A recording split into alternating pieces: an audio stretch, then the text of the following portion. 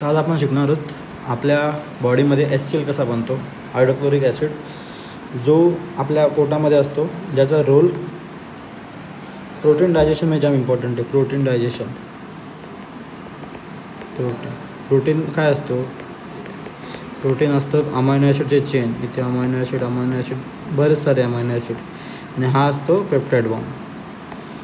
तर HCl काय करतो? HCl हे पेप्टाइड बॉन्डला तोडतो आणि अमायनो ॲसिडला वेगळा करतो, आणि हा अमायनो ॲसिड मग हे ॲब्झॉर्ब होतात आपल्या बॉडीमध्ये, absorb through blood. Amino acid कामाचे आहेत ना. प्रोटीनचा ब्रेकडाऊन केला, अमायनो ॲसिड आले, ॲब्झॉर्ब झाले ब्लडमध्ये, आणि परत हेच अमायनो ॲसिड प्रोटीनच्या सिंथेसिसमध्ये काम येतात. प्रोटीनच्या सिंथेसिसमध्ये हा मेन रोल आहे आपल्या HClचा. आता HCl बनतो कसा?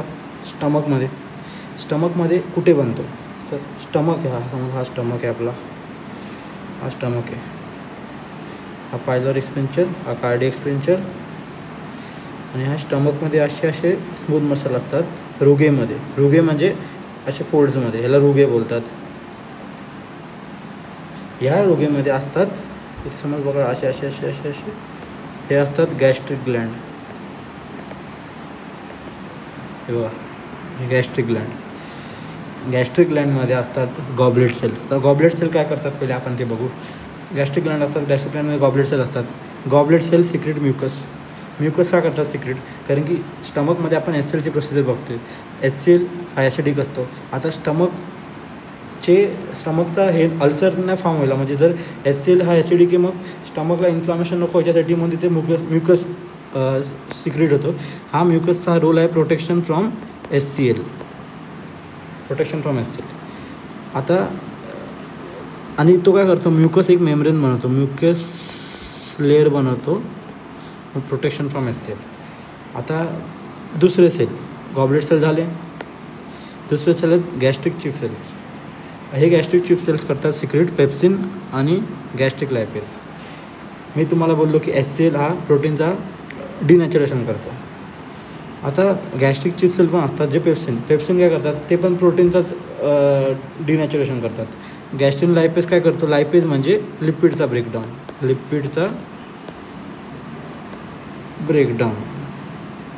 गॅस्ट्रिक लायपेज. हे बघा इथे लिहिलं, help in digestion. Goblet cell झाले, गॅस्ट्रिक चीफ सेल झाले. आता परायटल सेल, हे मेन आहेत.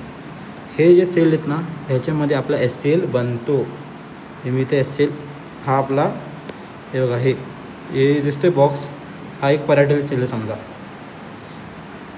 आता परायटल सेल ह्याच्यामध्ये खूप सारे रिसेप्टर असतात, जसं की ॲसिटाइलकोलिनचा एक रिसेप्टर, गॅस्ट्रिनचा एक रिसेप्टर, हिस्टामाइनचा एक रिसेप्टर. आणि कॉमन सेन्स आहे की हा स्टमक आहे, या स्टमकच्या वरती ब्लड वेसल जात असतील, असे ब्लड वेसल जात असतील. तर मग हे परायटल सेल, इथे ब्लड, हा ब्लड बाहेरच्या साईडला सुपरफिशियल तो फ्लो करतो आहे स्टमकवरनं, आणि आतमध्ये पण करतो आहे, पर सांगणं तात्पुरता, जे वेसल्सवर नाही जात आहेत, आतमधनं पण कॅपिलरीज जात आहेत, ब्लडचा फ्लो आहे. आणि हे जी आतमधली साईड आहे, हे ल्युमिन, म्हणजे ही जी आतमधली साईड आहे, ही ल्युमिन आहे, ल्युमिन इनसाइड द स्टमक. आता काय होतं, आपल्या बॉडीमध्ये H2 आहे, परायटल सेलमध्ये पण H2 आहे. हे बघा, परायटल सेलमध्ये हा H2 इथे. आता ब्लड काय करेल? ब्लड CO2 घेऊन येईल, CO2 येईल इथे, CO2 आणि हा H2O कंबाईन होईल, आणि हा बनवेल H2CO3. बघा, H2CO3 बनेल. मग हा H2CO3 दोन कंपाऊंडमध्ये ब्रेक होईल, जसं की एक आहे H प्लस आणि एक आहे बायकार्बोनेट आहे. आता बायकार्बोनेट आहे बेसिक नेचर वाढवतो, आणि H+ ॲसिडिक नेचर वाढवतो कुठल्या पण गोष्टीचा, कारण की H+ डोनेट करेल, आणि बायकार्बोनेट हा बेस आहे. तर हा बायकार्बोनेट जो हा आहे ना, हा जाईल बाहेर ब्लडमध्ये, परत एक तर एक्सक्रीट होईल किडनी थ्रू, नाही तर सर्क्युलेट होईल बॉडीमध्ये, ॲसिड आणि बेस रेग्युलेशन, नाही तर मेंटेनन्स ठेवासाठी. आणि हा H+ जाईल ल्युमिनच्या आतमध्ये, हे ल्युमिन इनसाइड स्टमक, हा स्टमकच्या आतमध्ये ल्युमिनच्या ह्याच्यात जाईल आपला H+. आता HCl H+ आणि Cl-, H प्लस आलेला आहे. आता Cl मायनस कसा येईल? आता हा H प्लस आहे ना, हा डायरेक्टली जात नाही. सॉरी मी सांगायला विसरलो. हा डायरेक्टली जात नाही. हा जातो H प्लस आणि ATPase H plus K plus ATPaseच्या पंप थ्रू. ह्याच्या थ्रूच जाईल. हा डायरेक्ट जाणार नाही. मग हा H प्लस आणि K प्लस ATPaseच्या पंप थ्रू हा बाहेर जाईल. मग इथे H प्लस वाढला तर Cl मायनस कुठून येईल? ब्लड आला, मी तुम्हाला बोललो ब्लड CO2 घेऊन पण येतो आणि क्लोरीनच्या आयन पण घेऊन येतो. क्लोरीन चॅनल थ्रू, हे क्लोरीन चॅनल आहे, या क्लोरीन चॅनल थ्रू क्लोरीन पण जातो या साईडला. क्लोरीन आला, HCl झाला फॉर्म. HCl कुठे झाला? ल्युमिनच्या इनसाईड स्टमकमध्ये. पर जो हा H प्लस आणि ATPaseचा पंप आहे ना, हा कसा काम करतो? हा काम करतो म्हणूनच तर HCl बनतो आहे. H प्लस चाललं आहे म्हणून तर H आणि HCl बनवत आहेत. पण हा कसा काम करतो? ह्याला लागतात काही मिडिएटर्स काम करायसाठी.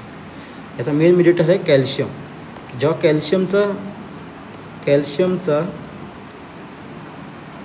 अमाऊंट आपल्या परायटल सेलमध्ये वाढेल, परायटल सेल वाढेल तर H प्लस आणि K प्लस हा H पॉझिटिव्ह आयन ल्युमिनमध्ये टाकेल. तर हा कॅल्शियमचा अमाऊंट कसा वाढवायचा बॉडीमध्ये? तर जे काही रिसेप्टर तुम्हाला बोललो पहिले मी, ॲसिटिलकोलिनचा, गॅस्ट्रिनचा, हिस्टामाइन. काय असतं की जो वेगस नर्व आहे, Vegas nerve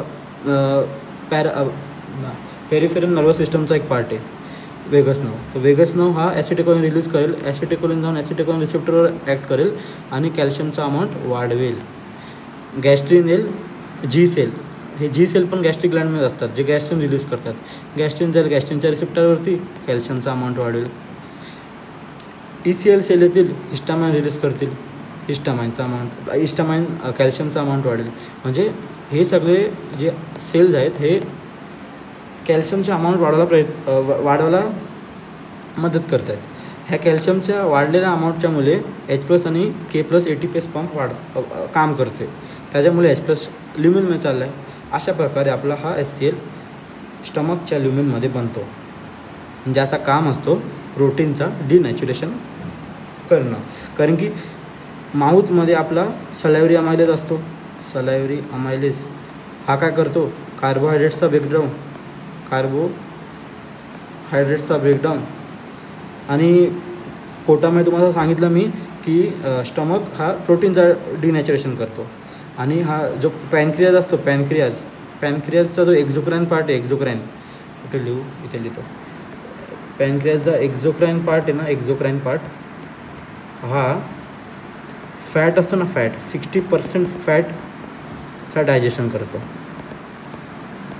exocrine part of pancreas 60% of फॅटचा डायजेशन. अशा प्रकारे हा होता आपला HCl formation in stomach. Thank you.